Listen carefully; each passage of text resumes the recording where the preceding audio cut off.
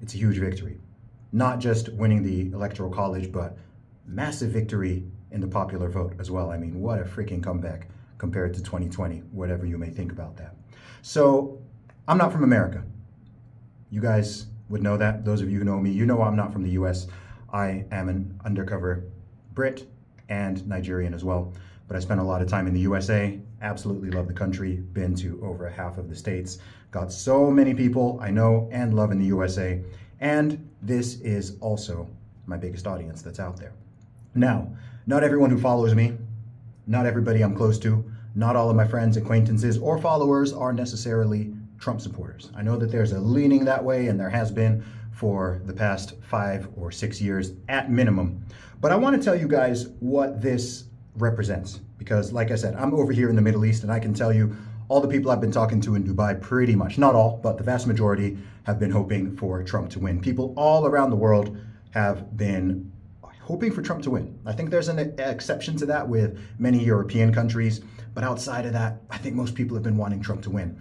And I think this represents a victory for common sense. It represents a victory for free speech against censorship. It represents a victory for the desire for global peace and harmony, not warmongering, not proxy wars going on in Eastern Europe, across the Middle East, and so on. As inflammatory as some of his rhetoric may be, there was more peace worldwide under Donald Trump, and people want that.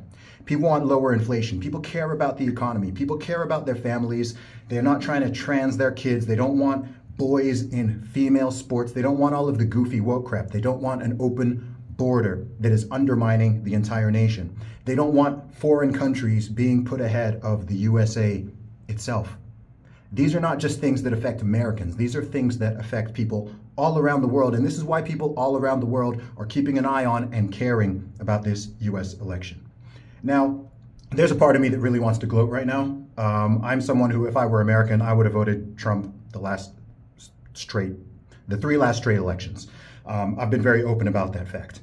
I'm not even like some super duper hardcore Trump guy, but to me, he's just clearly the better option. Not just him as an individual, but the wider administration. And now that you've got people like RFK Jr. on board, of course you've got the legend Elon Musk on board, you've got Tulsi Gabbard on board, you've got a coalition that is forming, not just people who are traditional right-wingers or conservatives, but people who are some of them former lifelong Democrats, and they're all coming together. They want to make America great again, they want to make America healthy again, and they want a return to normalcy and common sense.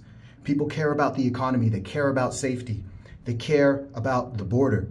This has been a denial of identity politics, right? It hasn't just been, hey, you have to vote for this person because she's a woman. Hey, you have to vote for this person because she is not just a woman, but a woman of color. This is a black woman. This is a non-white woman. All of this divisiveness, which people claim is coming from the right, but which for a decade at least has been coming more from the left side of the aisle, splitting according to gender, splitting according to race, just lying about the opposition. People accuse Donald Trump of lying. Oh, he's saying his rallies are bigger than they are.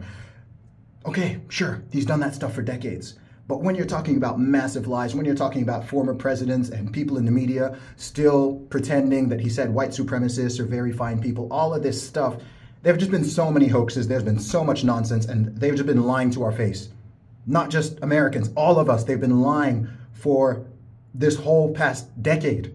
They're literally telling you that men can get pregnant. They're telling you that women can have penises. You cannot get more absurd than that. So personally, I'm freaking happy that Trump wins. I think this is a massive W for the USA, and I think it's a massive W for the rest of the world. So shout out to everybody who has played a part in this victory, and I'm happy for everyone who's happy about it. For those who are feeling sad, my condolences. I'll pray for all of you, but also I think that by you losing, the world is going to be a better place. God bless, and I'll talk to you guys soon. Peace.